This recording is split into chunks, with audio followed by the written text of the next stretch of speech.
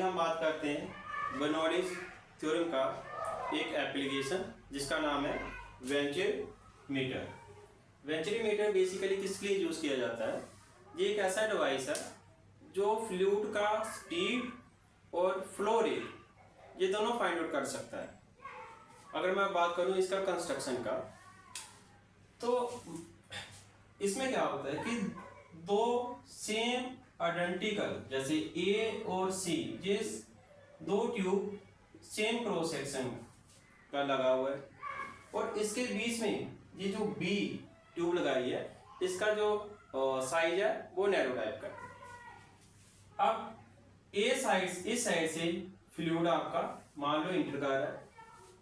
अब बड़ी वाली पाइप और स्मॉल पाइप के बीच में मैंने क्या लगा दिया, एक मैनोमीटर लगा दिया यू टाइप का।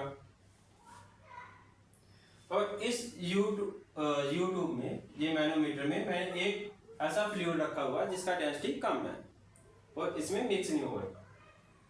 अब मान लो इस साइड से फ्लूइड आ रहा है, इसका क्रॉस सेक्शन मैंने किससे डिनोट किया, A1 से।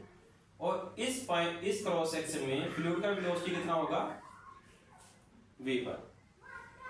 नैरो साइड पर इसका क्रॉस सेक्शन कितना है, नैरो ट्यूब का क्रॉस सेक्शन A2 है और इसका स्पीड कितना है, V2। अब दो पॉइंट मैंने कंसीडर कर लिए, ए पाइप का और बी। इस पॉइंट पर इस ट्यूब में जो फ्लूइड फ्लो हो रहा है उसका स्पीड क्या है, कम है, एरिया क्रॉस सेक्शन ज्यादा है। और जो नैरो ट्यूब है उसका क्रॉस सेक्शन कम है और उसका स्पीड क्या होगा, ज्यादा। क्यों? अकॉर्डिंग टू कंटिन्यूटी इक्वेशन, अगर आपका क्रॉस सेक्शन ज्यादा होगा तो स्पीड क्या होगा, कम। इसका मतलब क्या है, इस जो लार्ज जो ट्यूब है ये ज्यादा प्रेशर एक्सर्ट करेगा, कहाँ, किस पर, ये जो मैनोमीटर में आपने लिक्विड लिया हुआ है इस पर ये मैक्सिमम प्रेशर एक्सर्ट करेगा।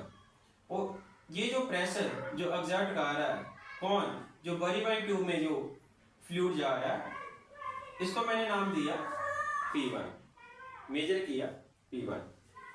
अब यही सेकंड, इसका एंड किसके साथ अटैच है, नैरो ट्यूब। अब देखो नैरो ट्यूब में फ्लूइड का स्पीड क्या है, ज्यादा, इसका मतलब इसका प्रेशर कम होगा।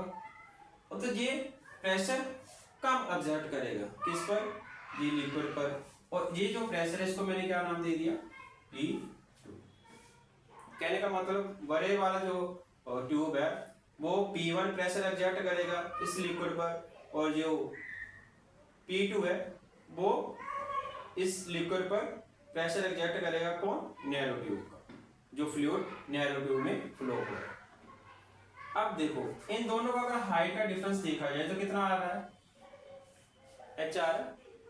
और हमें पता है दोनों क्रॉस सेक्शन का अगर मैं प्रेशर डिफरेंस ले लूं P1 माइनस P2, वो किससे फाइंड आउट कर सकते हैं, h हाइट की वजह से हम फाइंड आउट कर सकते हैं।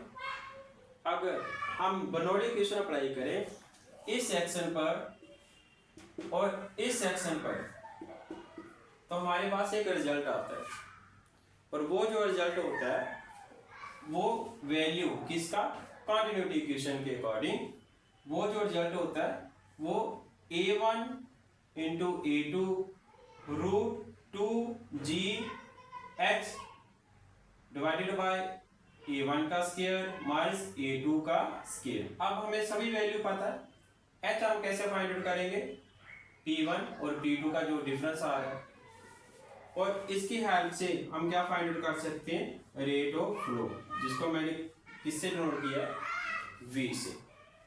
तो हम इसकी हेल्प से, वेंचुरीमीटर की हेल्प से हम rate of flow find out कर सकते हैं।